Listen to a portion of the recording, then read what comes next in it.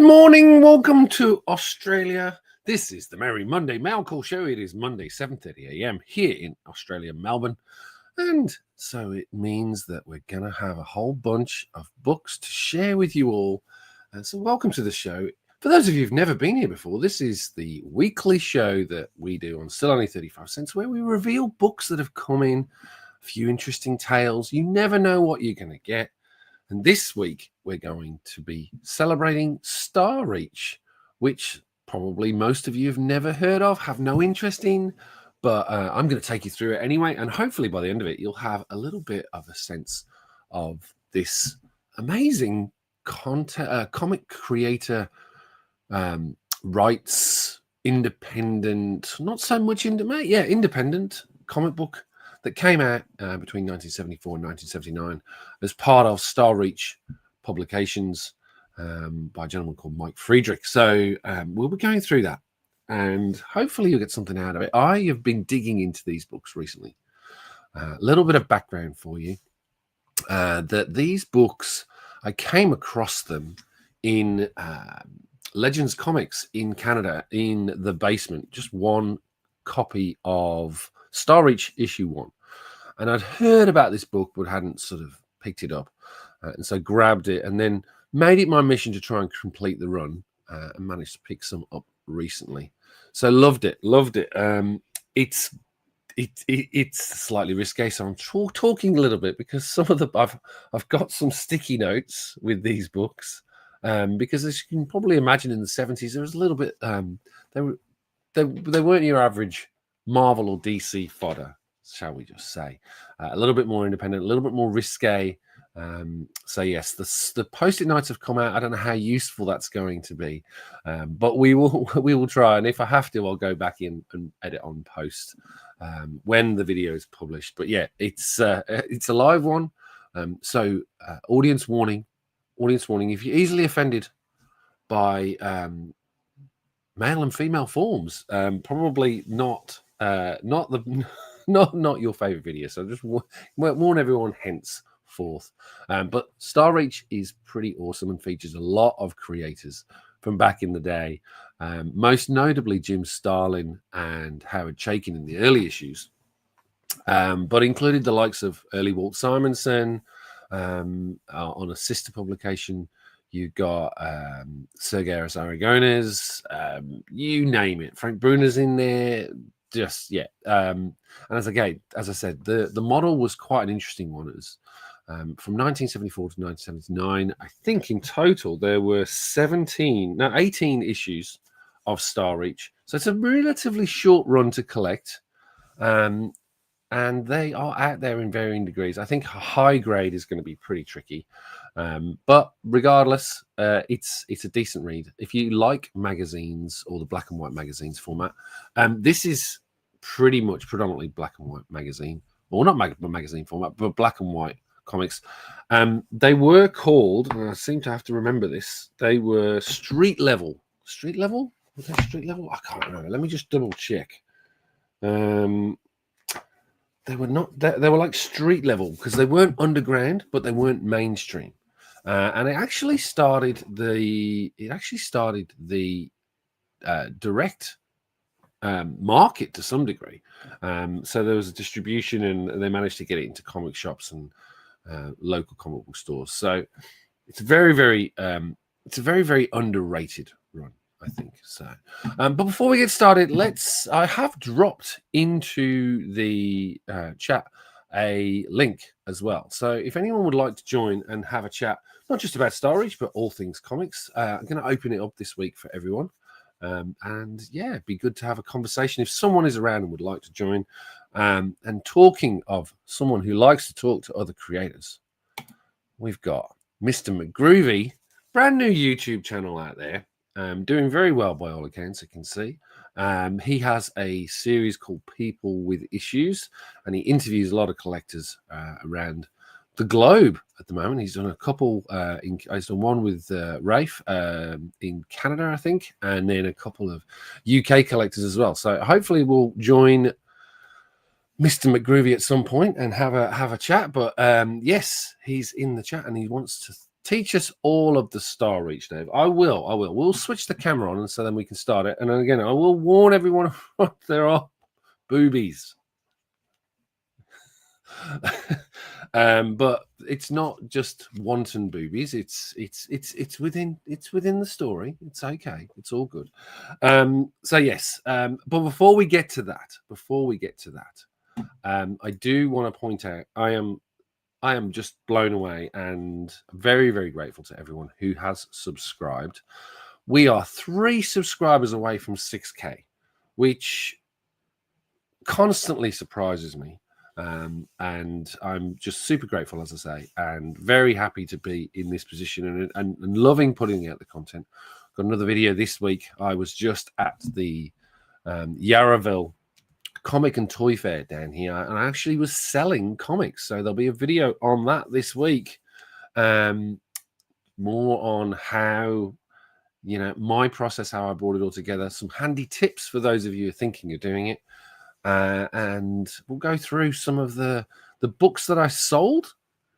And yes, so I did buy some books. So I ended up making some okay money and then ended up spending pretty much 50% of it. But there is a secret to what I did with those books. So we will come to that in that future video. But it's been a fun one this weekend. Getting to the point now where it's actually reasonably organized. So it took me 1 hour to pack up and get home. So that gives you a sense of just how quick. And when you see the stall, you'll be like, okay, he's obviously thought this one through. So yes, it's something I'm going to be doing a little bit more of. I won't be doing it every 3 or 4 months. I'll probably do it once or twice a year. But I am going to be doing a claim sale at some point. I need to get that sorted. And if you haven't already checked out the live show links, I am doing a trade or swap show in the new year, where I would invite all of the various collectors to join that show. And we'll be showing off a number of books from different YouTubers, from different guests, and essentially doing a swap meet online. That's the idea. So if you want to be part of it, please reach out to me. If you've got a list of books that you're looking to trade and books that you want to get, then I will start, as we lead up to that, letting people know in terms of the books that are out there and what people are looking for, and vice versa. And yeah, we'll see if that works. But yeah, that's coming soon. So and Derek is here as well. Derek, great to see you, mate. Always a pleasure. I hope you are well. All right. Let's just crack open the book, shall we? Let's just crack open the books. It won't be, I don't think it'll be a long one, because as I say, there's only 18 issues, of which I am missing 2 copies. I am missing issue 12 and issue 13. So still to grab those, but I will be picking them up at some point when I get a chance. But those are the 2 I'm missing. And I will be looking to get maybe the issue 1 first print in higher grade. So and then there is a bit more of stuff that I want to bring to the table with Star Reach as well. There's a little bit more history, so I might do a deeper dive video as I dig in, but wanted to say hi. So Nate's here. How you doing, Nate? Mate, it's been an age. I caught Nate on his channel live streaming Fortnite the other day. So he's a gamer now. He's a gamer. So yeah, that's fabulous to see him and I sharing a. Well, I've been on Fortnite since the very beginning.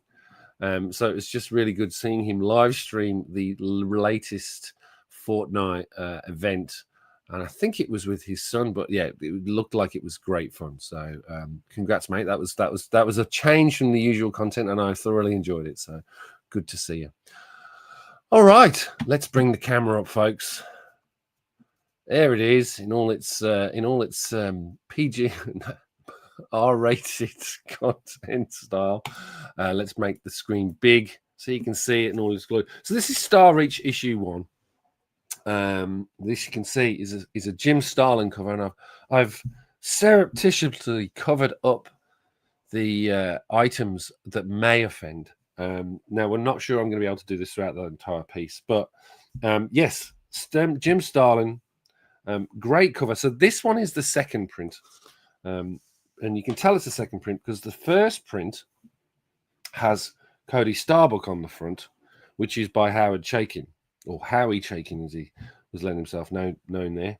The trade dress is on this front, on this one, and that is the back cover.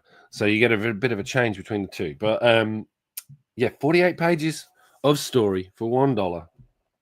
Beautiful Jim Starlin cover on second, and I'm not sure why they switched the covers. I'm assuming probably because of this very attractive lady on the front here, and I should have got my little post-it note out for that as well, not realizing. But yes, very skimpy outfits, and then a couple of skimpy ladies on the front here, but classic Jim Starlin style. And then on the inside, you've got a little bit of editorial around Star Reach Productions, so based out of California, Haywood, California. Dedicated to Julie Swartz. First printing April 1974, second printing 1975. So this is from the 1975 second printing. But still, as you can see here, very reminiscent, very, the look at this Jim Starlin death building story. It's very reminiscent. I was a massive fan of his run on Warlock, and he's also his work on Captain Marvel. And again, you can see just a lot of those Jim Starlin stylistic approaches going throughout the book. So it's absolutely fabulous. And death in male form as opposed to female form. But just look at this. If you've read Warlock, in particular the issue 9 through 12, this is Jim Starlin's absolute wheelhouse of stuff. So every sort of Jim Starlin stylistic piece is being pulled out for his own creator rights piece. So they owned, as part of the deal with Star Reach, is that Mike basically drew up the first contracts where creator controlled rights. So these characters, anything that appeared in here, was essentially owned. The IP and copyright was owned by the creators. So before the days of Image, before the days of that stuff sort of making it through, they were very much allowing the content creators to keep their rights when they drew and created these characters. But as you see, a great little book to be able to pick up with very, very beautiful artwork from Jim there. Then we get to Fish Myths, a nice little cartoon. And again, the content is, it's quite mixed. It's like an anthology title. So you never knew what you were going to get each time. So again, it's one that I was sitting there and reading through this yesterday evening, a few of these books, and just going through and seeing the stories. And again, it is a fantasy title primarily, but you get sci-fi, you'll get sort of classics, sort of cosmic tales, you'll get horror, you'll get fantasy. So a great book if you just want to sort of dig in and read different tales. And this is a good example here. So copyright 1974, Walt Simonson, writing by Ed Hicks, but very early Walt Simonson work here. And as you can see, it's different to Walt's traditional style. It's sort of quite embryonic in terms of the creation piece, but it's good to see where these creators come from or where they were working at the time and the style that they had. But it's just, again, the fact that they were able to own the creator rights to these stories at the time was something that Marvel and DC were not allowing. And so you can see why a lot of people switch ship, or not switch ship, but were doing this on the side to be able to build out their portfolios and retain the rights of some of these characters. But it's a very different style for Walt, as you can see. It's not his usual style. You can sort of see embryonic elements of Walt's style here, but still quite early on and very cartoonesque in terms of the way it's pulled together. So that's a Walt Simonson piece. And again, we get another suburban fish story. But the one, obviously, for the front cover is Cody Starbuck by Mr. Howard Chaykin. And the art on this, and again, you can see a lot of the stuff that you see Howard Chaykin and the rest of the team who have been contributing to this book come to life over the years. There's one, I think it's particularly issue 4, we'll come to in a little while, where you'll really see stuff that you might have seen, say, in his Star Wars run. Just that style coming to life. Much thinner type pencils on this one. And you can see the line work, the inking is not as, it's much more finely drawn than the later style, which we'll come to. But classic sort of swashbuckling cosmic pieces. The poor lady there does not have, she has a very interesting bra attire on. Obviously a wardrobe malfunction there. But very good, cool, classic sci-fi, beautifully realized by Howard Chaykin there. We'll skip that page. Oh dear, it does get a little too saucy for me sometimes. And then we have Lilith, Harlequin, Sister Mercy, and Primeva. Another team of ladies for our friend Cody Starbuck to hang around with. Let me just see the comments. Let's just check those out. Mr. McGroovy, my eyes. Yes, they'll have them out. I'm pretty sure. And then that is the Kilted Corgi. Good evening to you, I'm assuming. And then it's a rural fish you need to look out for. And my Midwestern sensibilities are shaken. Yes. It's yes, it is. I thought of you when I picked this up, Nate. There's it's I think it's in your wheelhouse. It's just you'd have to put it in a little paper bag, I'm afraid, and read with caution in front of the family. And then we close the book out, issue 1, with The Birth of Death by Jim Starlin. And again, look at this. This panel here is absolutely classic Jim Starlin style, with the head on the left and the cosmic planets and stars in the background. But again, if you're a fan of Jim Starlin, if you're a fan of Howard Chaykin and Walt Simonson, this issue 1 is a gift. You've got to go out and grab it because you've got some beautiful art, beautiful story, all owned by Jim to this day because they retained the rights. So there you have it. This is issue 1. And a nice way to end The Origin of God by Jim Starlin. Just a simple 4-panel story. There was nothing. There was nothing. There was a light. And then there was God. Just fantastic stuff. So that's issue 1. Hope you enjoyed that. We'll switch through these because, as I say, there's only 18. We'll go through them pretty quick, but it give you a sense of the different artwork. This one is a cover by Neil Adams on issue 2, introducing Stephanie Starr by Mike Friedrich and Dick Giordano, but beautifully illustrated on the front cover there by our friend Neil Adams. Beautiful colored as well in terms of that piece of art, a blue Nubian style.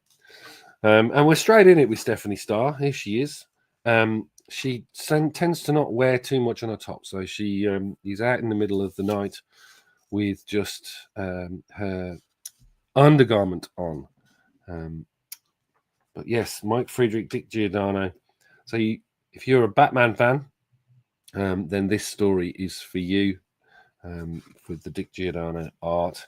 And again, wonderful stuff. Just very, very well paced, very well, beautifully drawn, actually.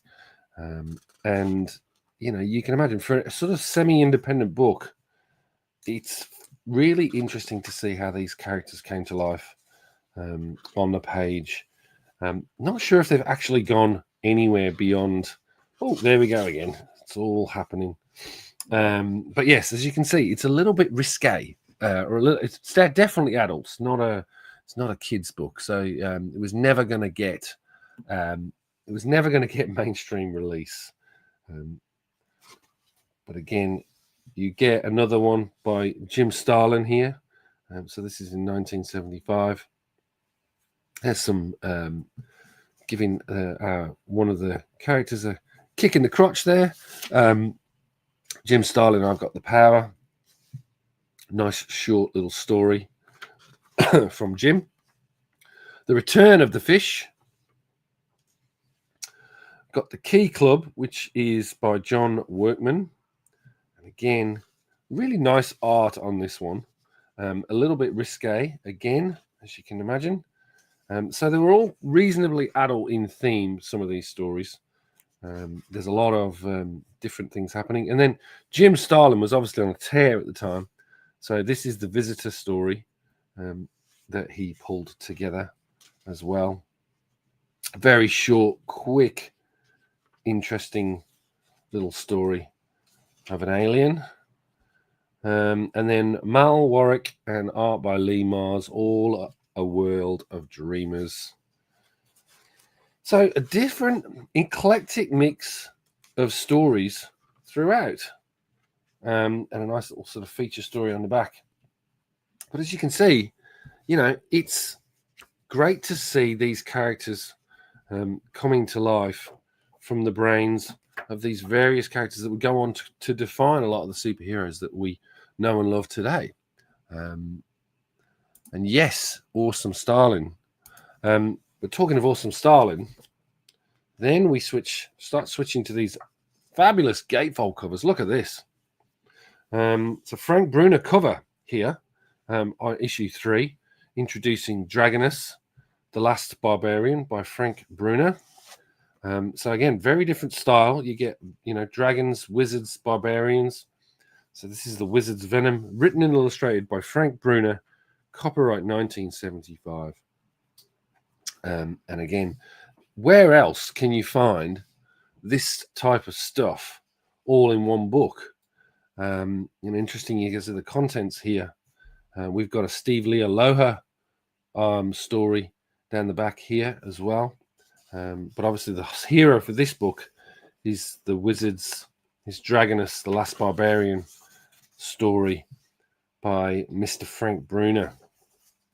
And again, oh, blimey O'Reilly.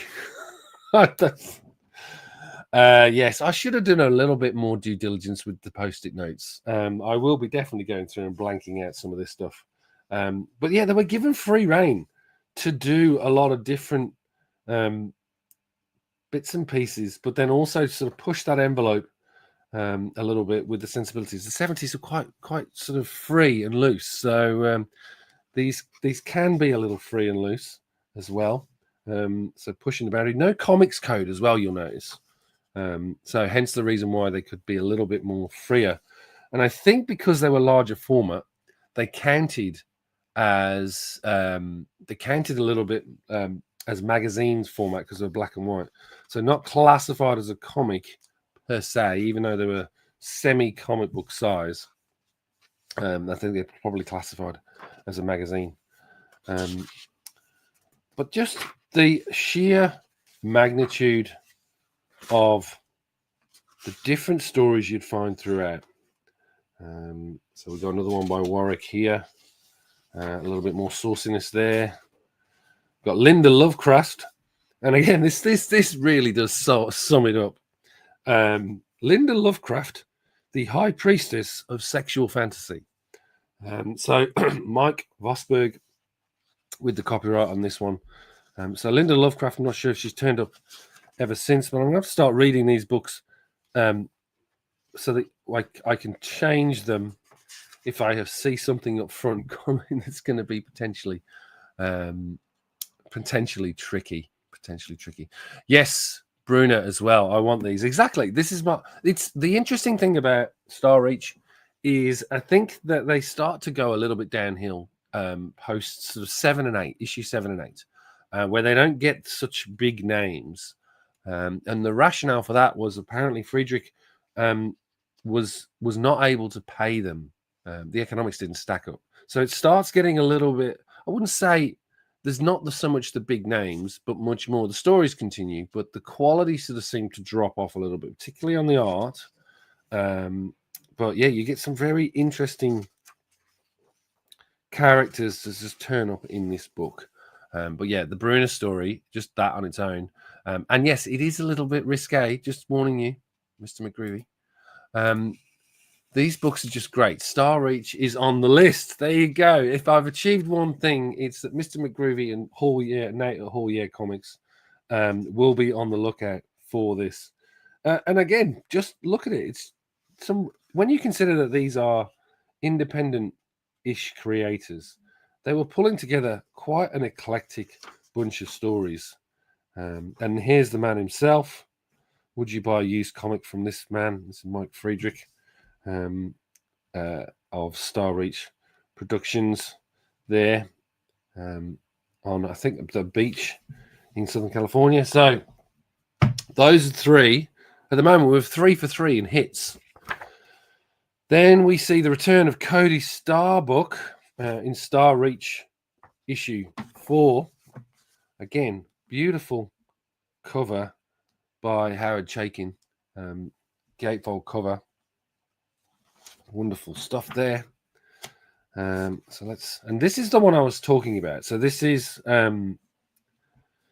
the Cody Starbuck story. But you can see here, if you've read the Star Wars adaptation that Howard Chaykin did with Roy Thomas, I believe, look at the styling and look at the actual way it's drawn.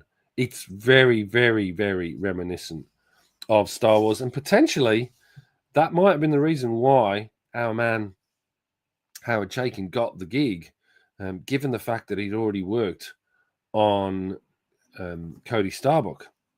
But just look at that. There's classic Howard Chaykin art there. Really enjoying that. And again, very, very reminiscent of that Star Wars run. And as I say, they still can't help themselves.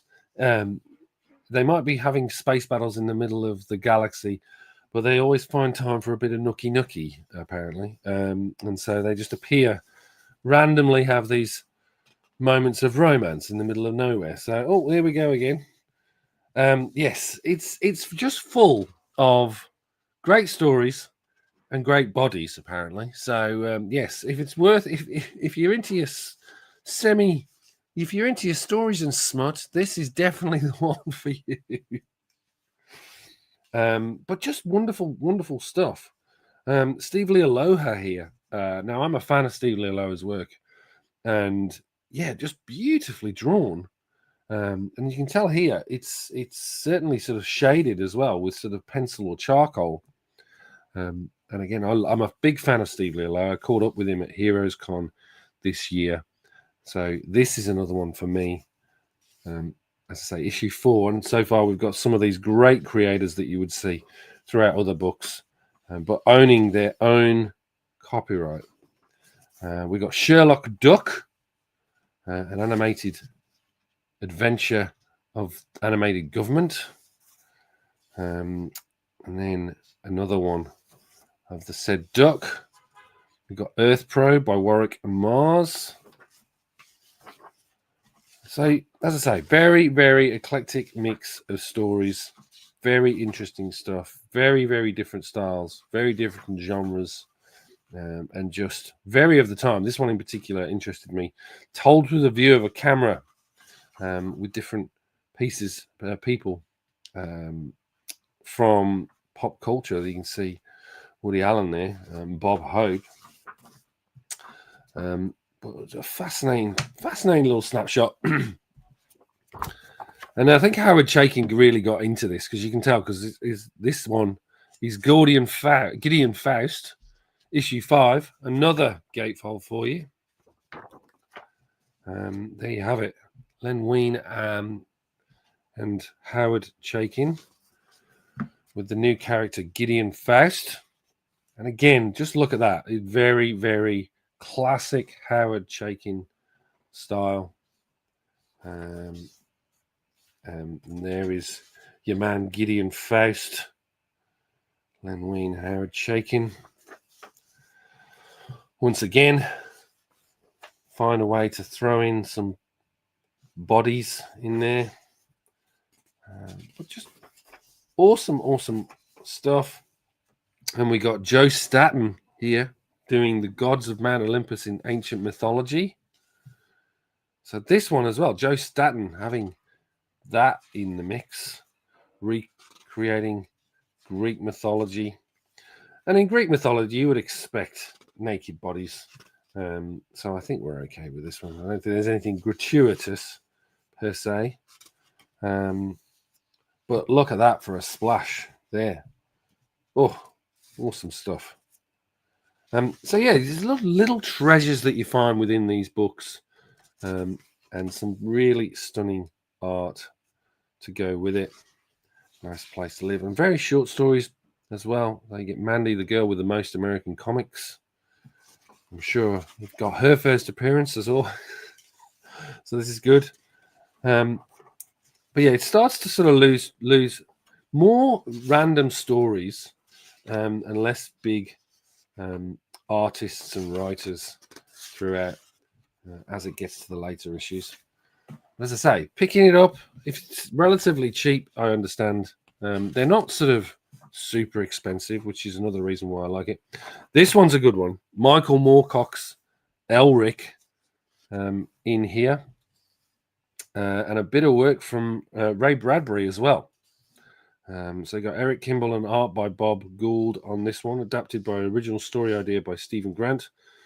And then Elric, copyright Michael Moorcock and used with permission. So Michael Moorcock gave permission for this. So you get to see an Elric story in comic book form. Fabulous.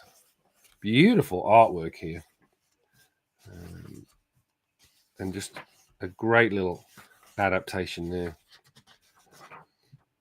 And just really, really good stuff. Steve Lealoha on inks here with Gene Day on art, Gary Petrus on script for Child Song. And then we've got Why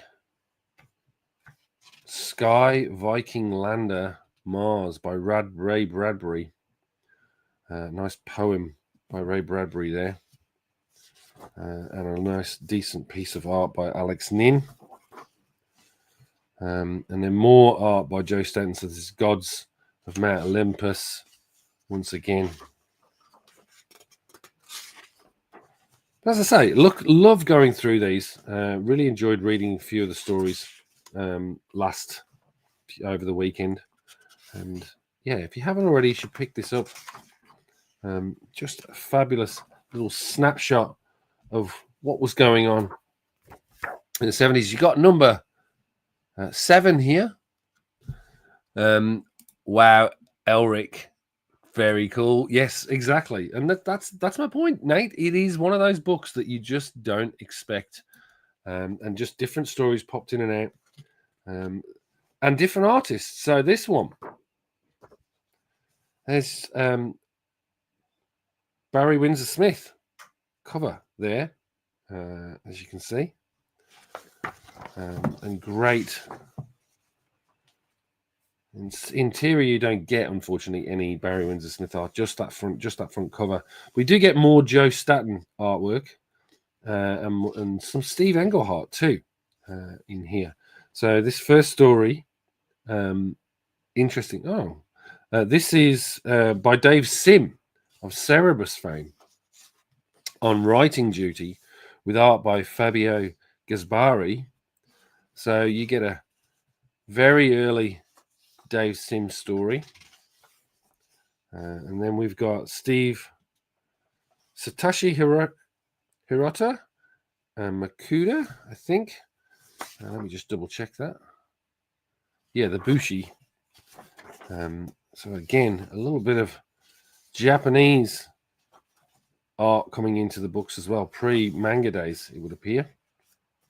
And again, beautiful rendering of that stuff with some almost watercolor there in terms of the inking.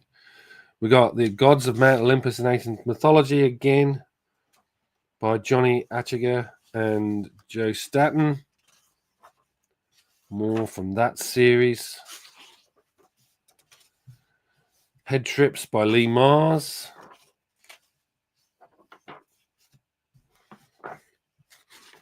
That's lovely stuff. And then Jeff Boniver with My Fears. Very, very different style. This almost Clockwork Orange, stylistically wise. Very interesting stuff.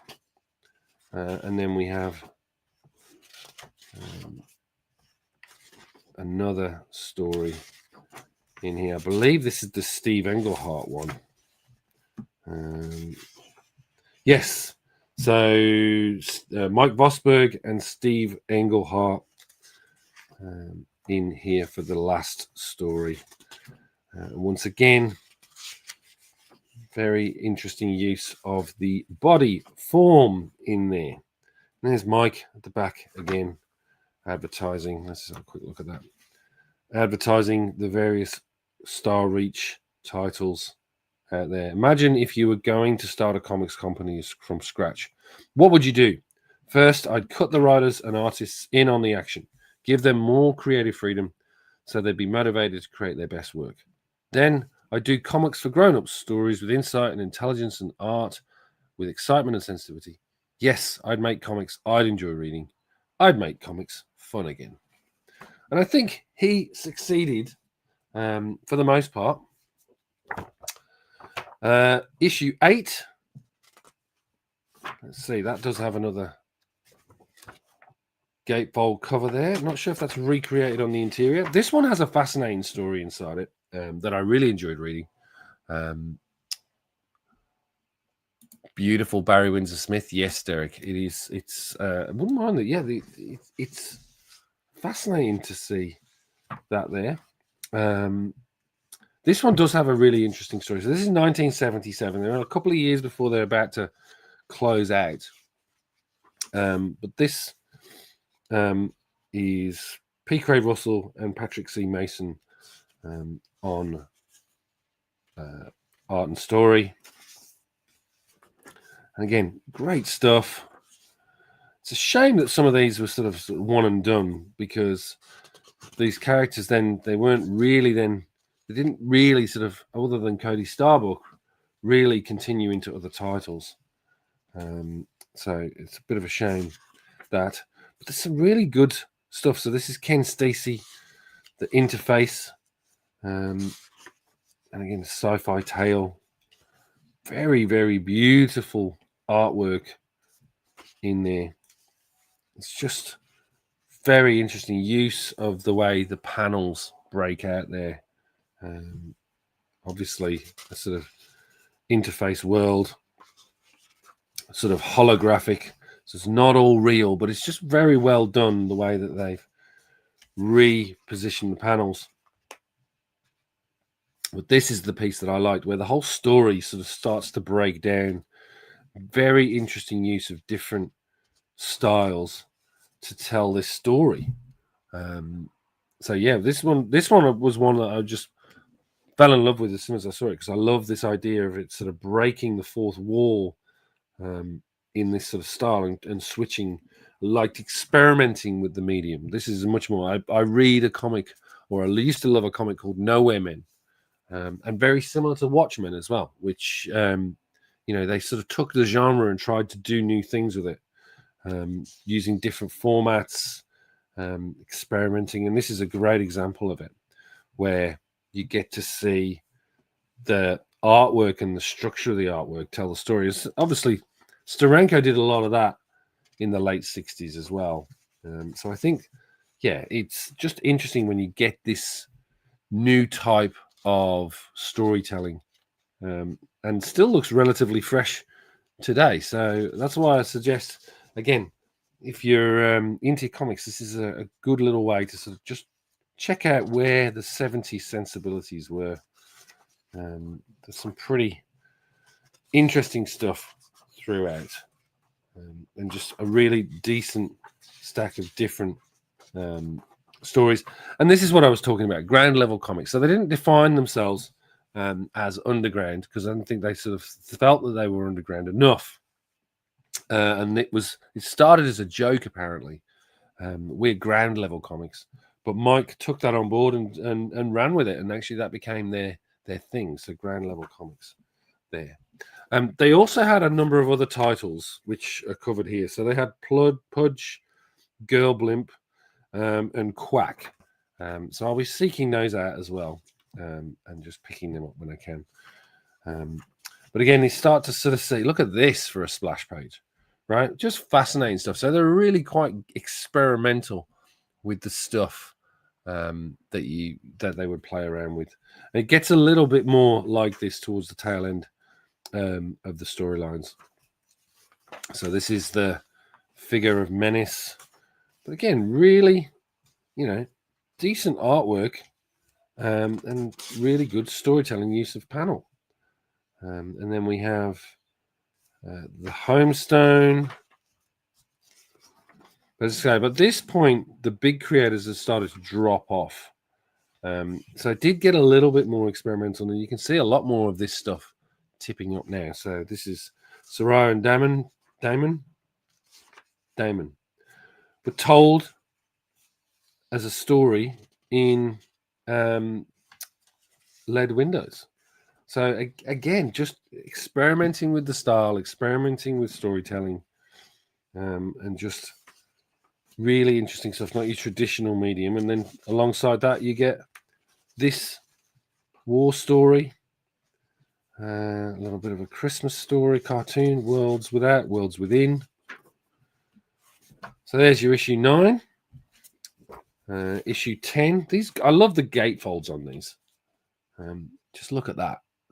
So worth its weight in gold just for that. And again, Frank Bruner on front cover there, I believe. It's not often you get to see a Frank Bruner double page splash. So that's, again, in itself, a great one to pick up. And on the interior, you have another story by Steve Lealoa. Let's just move some of these books just a little bit. Art and visual direction, P. Craig Russell. Story by Patrick Mason. This is the Parsifal. Again, great art. Then we got Mike Wasberg's Nympho-necromania.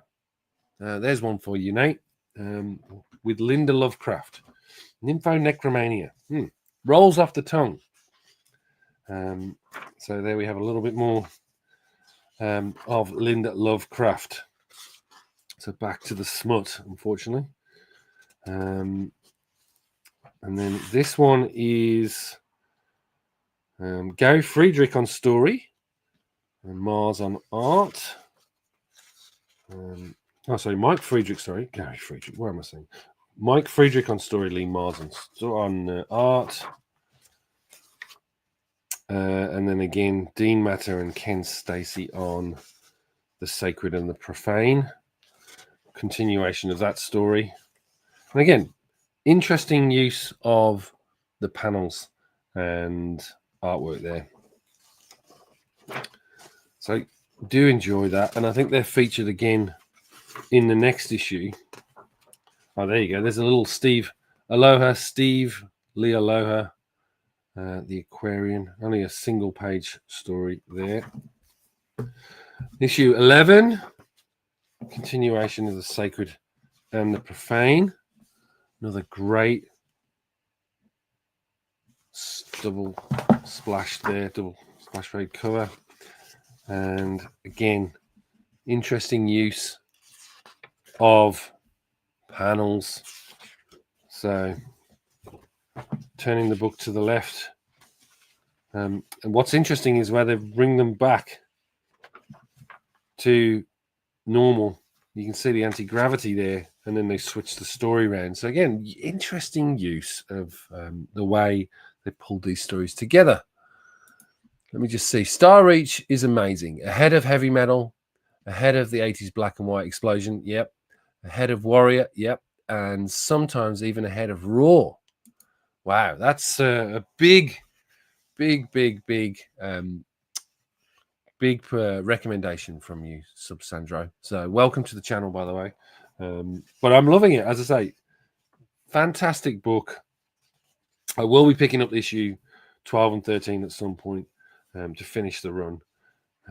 But yeah, for 18 issues of just really stunning story and artwork, and just very, very interesting to see all of these stories side by side and just varying different stories. So if you love your anthology titles, this is perfect for you.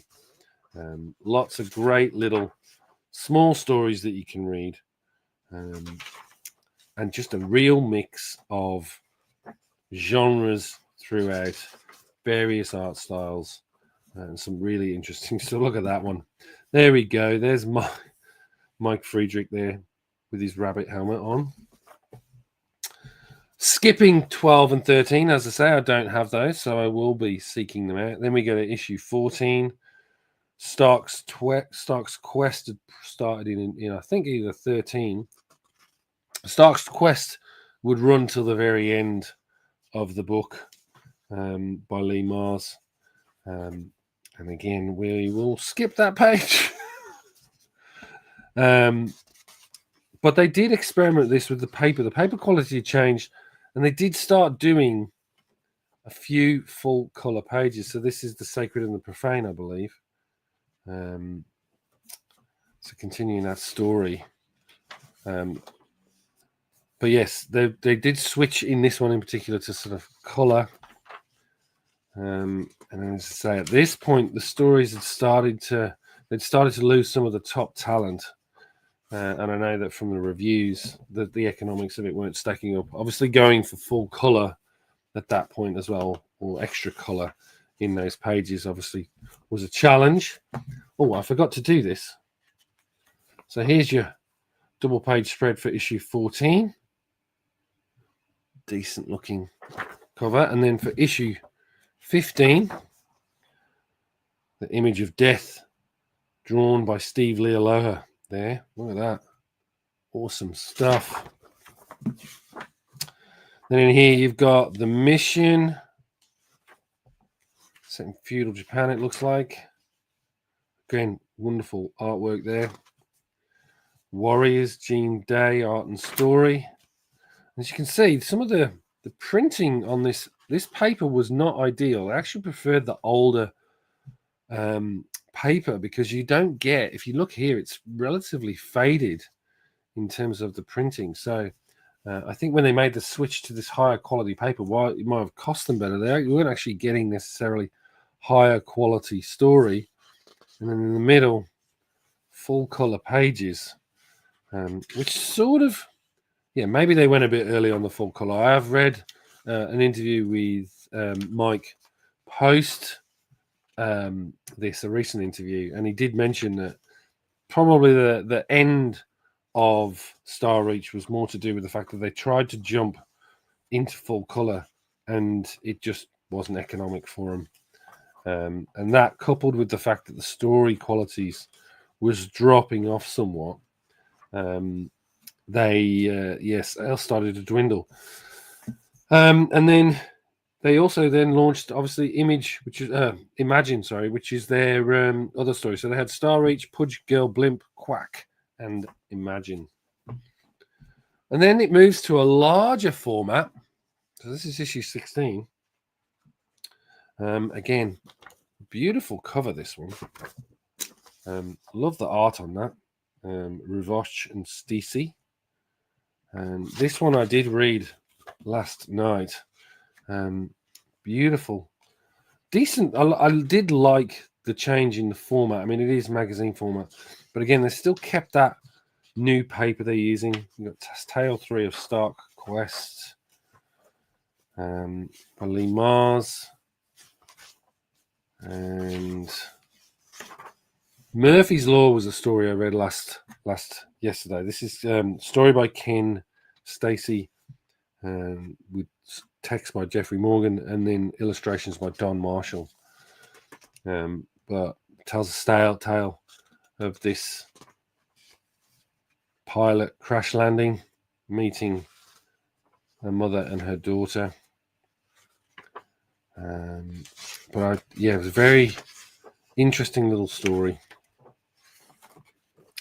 I did actually really enjoy this one. I thought this was a good little story. But at this point, Howard had got the gig at Star Wars, so they're promoting sci-fi reading like This Doesn't Happen. Cody Starbuck by Howard Chaykin, the illustrator of Empire and Star Wars. Then we have probably the least imaginative cover of the whole bunch.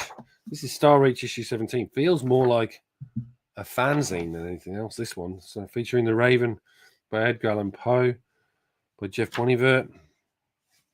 And here's Jeff's unique style here. So reimagining of The Raven by Jeff Bonivert. Then we get Into Fight. I'm trying to work out who's that by. Ken's. But again, artwork pretty good. Chill 4. So almost, and this is interesting, the paper stock has reverted back to the old style paper stock. So you're getting decent newsprint quality there. And then GZ 15. But then we close out with the final issue in the run. This is issue 18, with the last story of Stark's quest, with this Lee Mars cover here. Interesting use of colors. And close this little run out with that story of Stark's quest. And letters page. The soldier who guards the gate of the city freedom. We've got Steve Grant on story with Crashing. But yeah, went out with a whimper, not a bang, unfortunately, I think. Started with a bang for sure. But yes, unfortunately, as I say, didn't make it too much beyond, didn't make it beyond issue 18. But again, I would be recommending, particularly these smaller ones, the early issues in particular, I'd recommend going back and revisiting for sure. But if you can get the whole run for a decent price, I'd certainly recommend it. So there you have it, folks. Star Reach, for all of you folks that have never heard of or thought about this comic book. If you can find it, grab it. It's not a bad little read at all. And even some of the later issues have got some decent little stories in there. But if you're a big fan of some of the greats, I'd say first 6 or 7. So great to see. All right, everyone. It's been an absolute joy. I'm going to bring myself back to the main screen. It's been an absolute joy hanging out. And thank you for all the comments in the chat. Hope you enjoyed that little deep dive into Star Reach. Next week, we will probably have a little bit of copper goodness for you. I've got a whole massive stack of books, so we'll be going through those, and I'll be talking through some copper. So if you feel like talking about the 80s and some of those great stories that we grew up with in that era, in the copper age, drop me a line. I'd love to have you on the show and talk through it. And with that, I will leave you to have a wonderful rest of your weekend if you're over in the US, UK. For those of us in Australia, have a great day, folks. Have a great week, and I will see you all next time. Take care of yourselves, and I'll see you next issue.